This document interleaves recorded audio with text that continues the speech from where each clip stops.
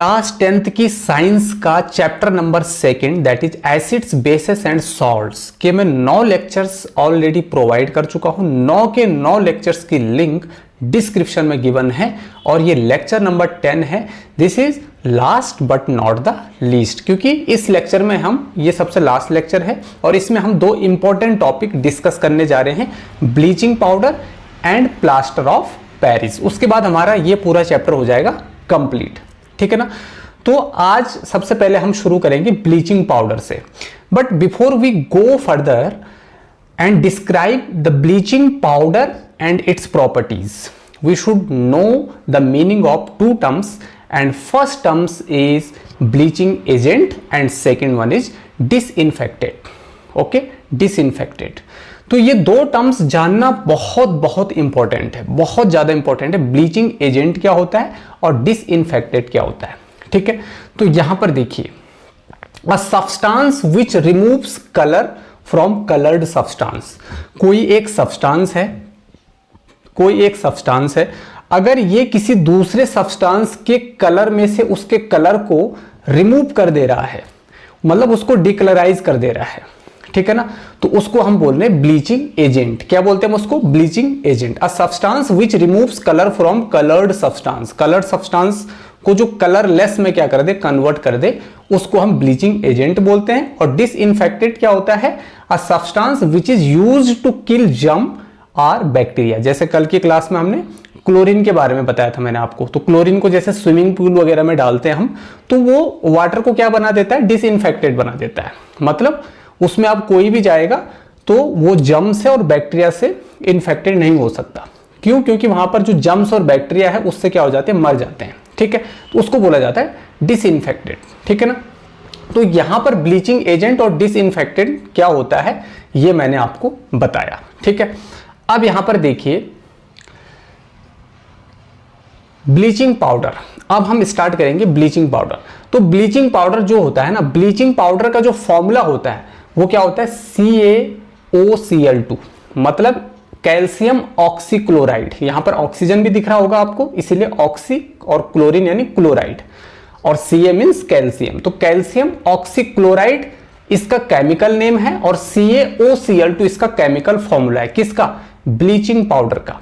तो bleaching powder को prepare कैसे किया जाता है? तो bleaching powder is prepared by passing chlorine gas over dry slaked lime. Slaked lime के ऊपर जब हम क्लोरीन गैस को ना पास करते हैं तो हमें क्या मिलता है? Bleaching powder. क्या मिलता है? Bleaching powder. अब हमने जैसे केमिकल रिएक्शन एंड इक्वेशन वाले चैप्टर में पढ़ा था कि ये स्लैक्ड लाइम कैसे बनता है? क्विक लाइम से। जब कैल्शियम ऑक्साइड आपके वाटर के साथ रिएक्ट करता है तो आपका क्या बनता है? CaOH ट्वाइस, यानी कि कैल्शियम ऑक्साइड, ठीक है ना। स्लैक्ड लाइम, तो कैल्शियम हाइड्रोक्साइड यानी slaked lime, CaOH twice. Okay, तो यहां पर देखिए ये इसमें हमने क्लोरीन गैस को पास किया, मतलब इसकी रिएक्शन क्लोरीन से करवाई, तो हमें क्या मिला? कैल्शियम ऑक्सीक्लोराइड मिला और साथ में वाटर मिला। तो मेन प्रोडक्ट हमारा क्या बनना था यहां पर? कैल्शियम ऑक्सीक्लोराइड, वो आपको दिख रहा है, ठीक है ना। तो ये होगी इसकी प्रिपरेशन। अब देखिए इसके कुछ यूसेस हैं जो एनसीईआरटी की लाइन में इस तरीके से मेंशन है। Bleaching powder is used for bleaching cotton, मतलब यहां पर ना टेक्सटाइल इंडस्ट्री जहां पर कपड़े वगैरह बनते हैं वहां पर इसका खूब यूज किया जाता है ना। तो ब्लीचिंग कॉटन हो गया, लिनिन हो गया टेक्सटाइल इंडस्ट्री में। For bleaching wood pulp in paper factories, paper बनने की जो फैक्ट्री होती है, जैसे वुड से ही पेपर बनता है ना, तो उसको भी ब्लीच करने में इसका यूज किया जाता है। और जो वॉश्ड क्लोथ होते हैं हमारी लॉन्ड्री में, हमारे धोबी घाट जो होते हैं वहां पर जो वॉश्ड क्लोथ होते हैं उनको भी ब्लीच करने में हमारे ब्लीचिंग पाउडर का यूज किया जाता है, ठीक है ना। साथ में इसका यूज किया जाता है एक ऑक्सीडाइजिंग एजेंट की तरह, इसका यूज किया जाता है बहुत सारे केमिकल इंडस्ट्रीज में। और साथ में ड्रिंकिंग वाटर को फ्री फ्रॉम जर्म्स, मतलब ड्रिंकिंग वाटर में ना जो जर्म्स होते हैं, बैक्टीरिया होते हैं जो हमारी हेल्थ को नुकसान पहुंचा सकते हैं, वहां पर भी ब्लीचिंग पाउडर का यूज किया जाता है। ऐसा क्यों हो रहा है? क्योंकि ब्लीचिंग पाउडर में क्या है? ब्लीचिंग पाउडर में क्लोरीन है। ब्लीचिंग पाउडर में क्या है? क्लोरीन दिख रहा है ना आपको। तो कल हमने क्लोरीन के बारे में पढ़ा था, क्लोरीन के बारे में पढ़ा था ना हमने कल। तो क्लोरीन के बारे में हमने क्या पढ़ा था कल? कि क्लोरीन क्या है आपका? क्लोरीन क्या है आपका? डिसइंफेक्टेंट है, ठीक है ना, मतलब ये वाटर को ना डिसइंफेक्ट बना देता है, ठीक है ना, वो कोई इन्फेक्शन नहीं होने देता है।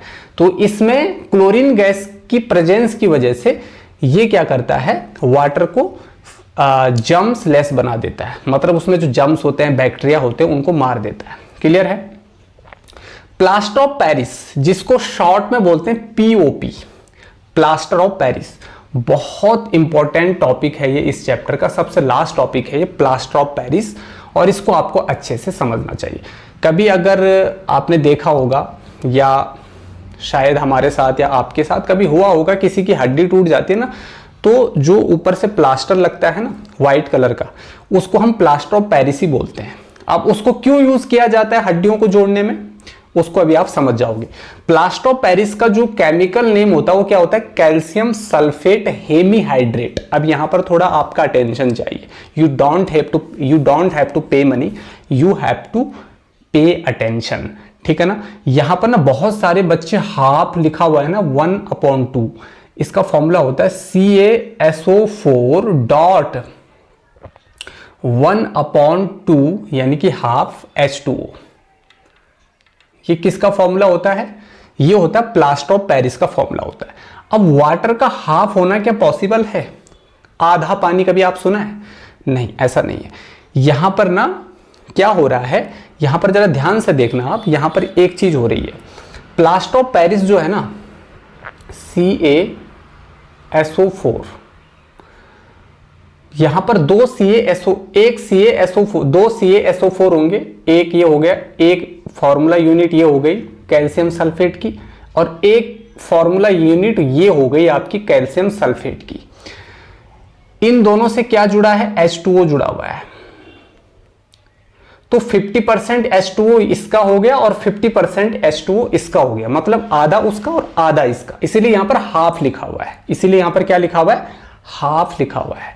तो इस फॉर्मूले को मैं दूसरी तरीके से भी लिख सकता हूं ना, 2CaSO4 डॉट H2O, ऐसे भी लिख सकता हूं मैं, कोई दिक्कत नहीं है इसमें, ऐसे भी लिख सकता हूं।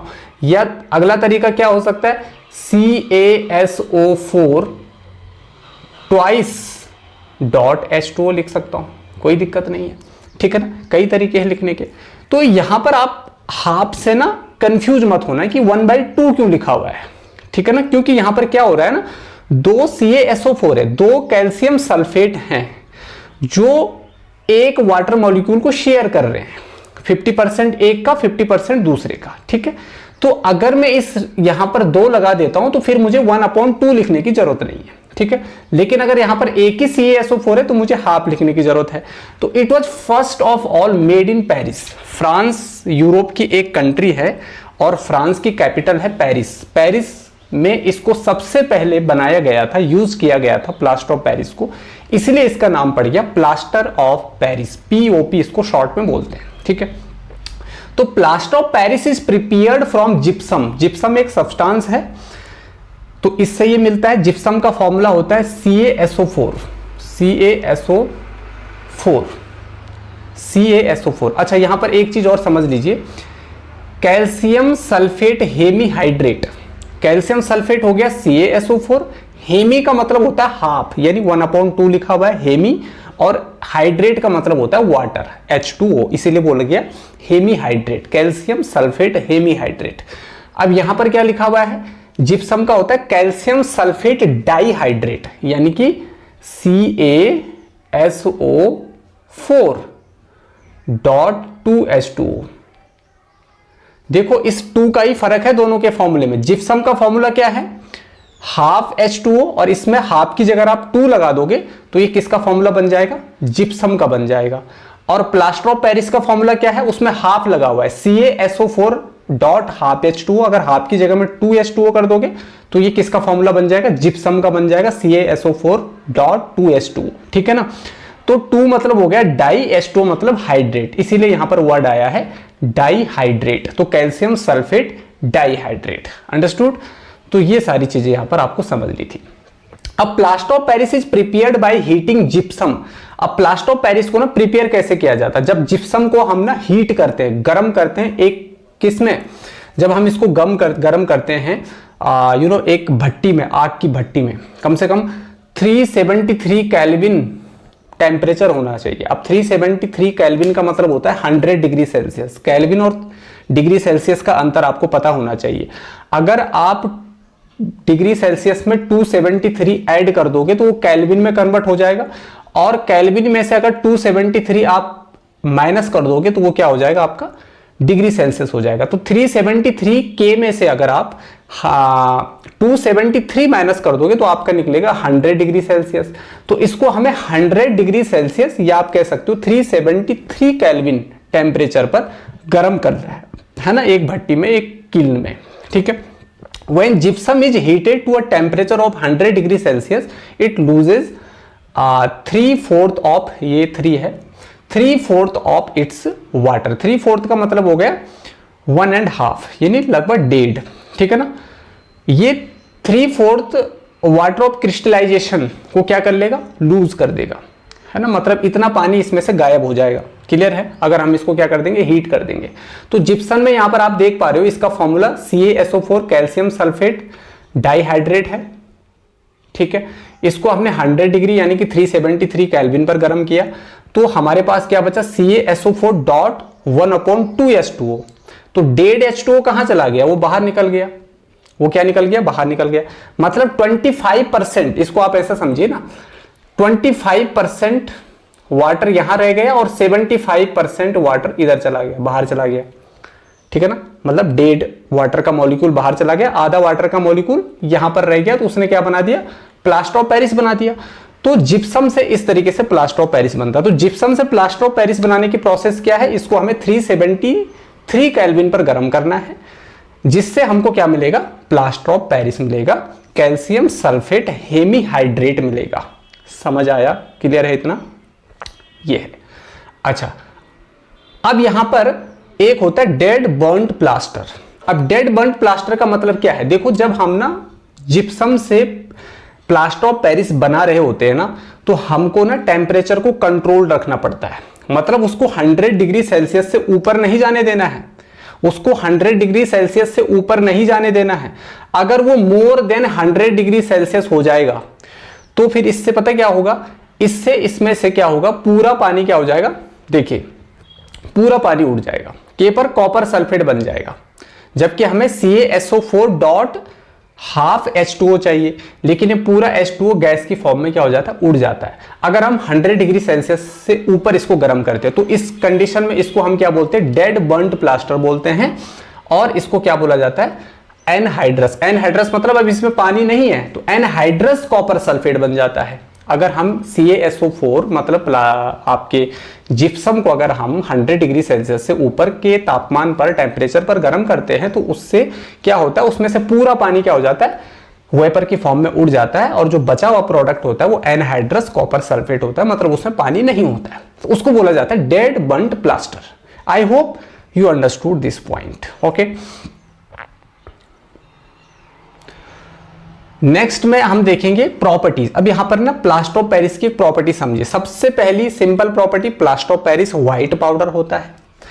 दूसरी प्रॉपर्टी को जरा ध्यान से समझना, when water is added to plaster of Paris, जब प्लास्टर ऑफ पेरिस में हम पानी को ना ऐड करते हैं तो it sets into a hard mass. अगर हाफ एन आवर के लिए हम प्लास्टर ऑफ पेरिस में पानी को रख दे, उसके साथ पानी मिला दे और हाफ एन आवर तक छोड़ दे, तो ये ना धीरे धीरे हार्ड होने लगता है, धीरे धीरे हार्ड मास में कन्वर्ट होने लगता है। And the setting of plaster of Paris is due to its hydration to form crystal of gypsum.